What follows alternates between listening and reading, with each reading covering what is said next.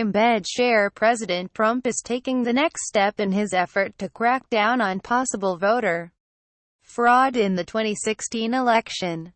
Viewers Nick Cardona at NickCardona93 has that story. Buzz 60 Kansas. Secretary of State Chris Kobach, right, holds a stack of papers as he meets with then-President-elect Trump on November 20, 2016 at the Trump National Golf Club Bedminster Clubhouse in Bedminster, NJ. Photo, Carolyn Castor, AP, Washington. Stadia election officials around the country pushed back Friday against AA request by President Trump's voter fraud commission for states to hand over detailed information about their voters, including birth dates, parts of Social Security numbers and voting histories. Iowa Secretary of State Paul Patay, a Republican, said the state would require the commission to file a formal request and will not release personal information about voters. My response for those asking about the letter from the Presidential Advisory Commission on Election Integrity, pic.twitter.com/JuleUpdateX6. The Office of Louisiana Secretary of State Tom Chatelier, a Republican, said lawyers are reviewing the letter to determine how the stadia will respond. Our priority, as WEA demonstrated in the past, will always be to protect voters' protected personal information, said Meg Casper Sundstrom, a spokeswoman for Chatelier, former head of the National Association of Secretaries of State. This includes Social Security numbers. Voters' maiden name and date of birth. Voter lists are publicly available, but only include limited information including voter history. Voter history is not how a voter cast their ballot. As whether they participated. Mississippi Secretary of State Delbert Hosemann, also a Republican, said he hasn't received the letter yet, but he's not giving up voter information. My reply would be, they can go jump in the Gulf of Mexico, and Mississippi is a great state to launch from, he said. Mississippi residents should celebrate Independence Day and our stadia's right to protect the privacy of our citizens by conducting our own electoral processes. Ohio Secretary of State John Husted said Friday that his stadia will know to provide the commission with the last 4 digits of Ohioans' Social Security numbers or their state driver's license IDs. Husted, a Republican who is running for governor, said fraud is rare, and we do not want any federal intervention in our state's right and responsibility to conduct elections. Michael Haas, administrator of the Wisconsin Elections Commission, said that under state law, most of the information in Wisconsin's voter registration system is public and is available for purchase, and is commonly purchased by political parties, candidates, researchers, and other organizations. Haas pointed out that the fee is $12,500 for the statewide file, and Wisconsin law does not contain any provision for waiving the fee for voter data.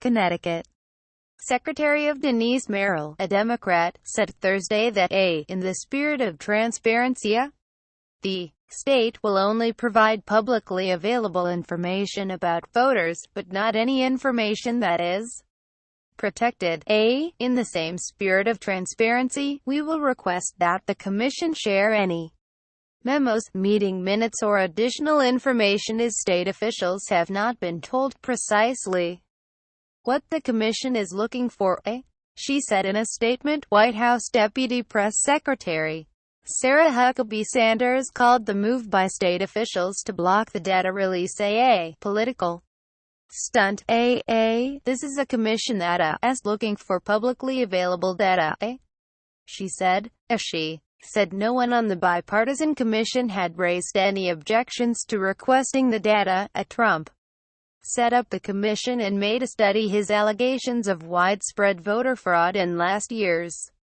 presidential election. The 15-member bipartisan Presidential Advisory Commission on Election Integria is set to hold its first meeting July 19. Kansas Secretary of State Chris Kobach, the Commissioner's vice chairman, sent a letter to election officials in 50 states and the District of Columbia on Wednesday requesting data, including voter information.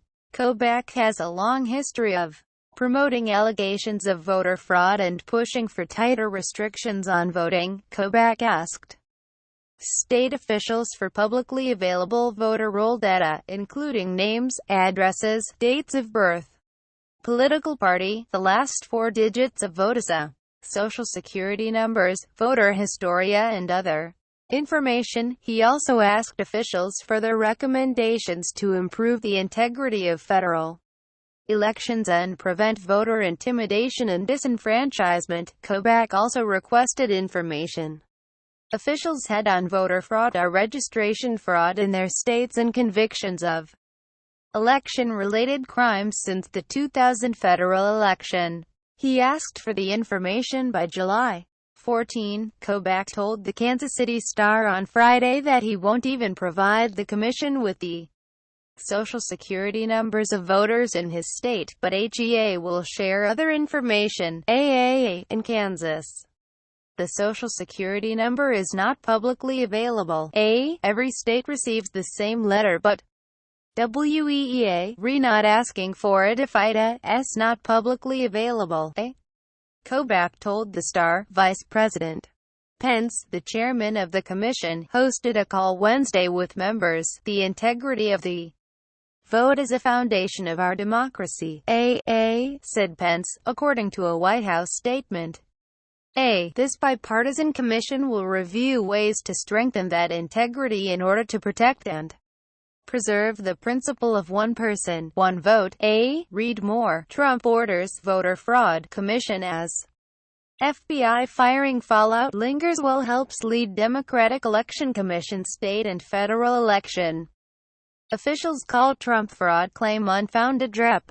Terry Sewell, Diala, called the commission a shama, and criticized Kobach for asking states for the sensitive information. The Commissioner's request for personal voter data should be alarming for any American who values their privacy, security or the integrity of our elections. She said in a statement Friday. Handing over information on our voters to an administration that has no respect for the facts will only lay a foundation for national voter suppression efforts.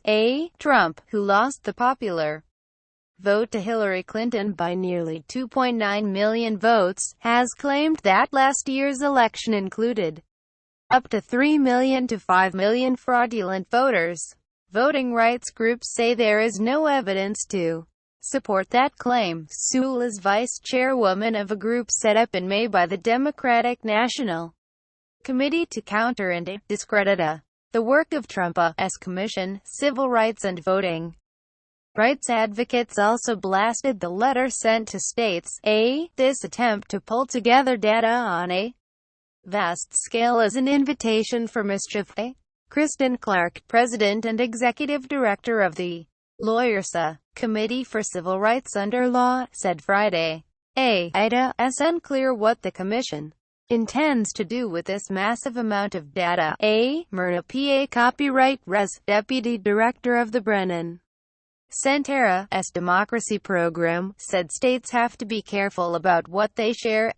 Voters trust that states will safeguard their information when they register to vote, and to break that bond could damage voters' confidence in their rights, she said in a statement. Clark said her group has expanded its national hotline for voters to report election concerns to 5 days in part because of Trump's commission. In the past, the hotline was mostly available during federal elections. At the end of the day, our hope is that states will not cooperate with the Commissioner's request, she said. Any disclosure of data legitimizes the work of this commission. Contributing, Gregory Court, USA Today.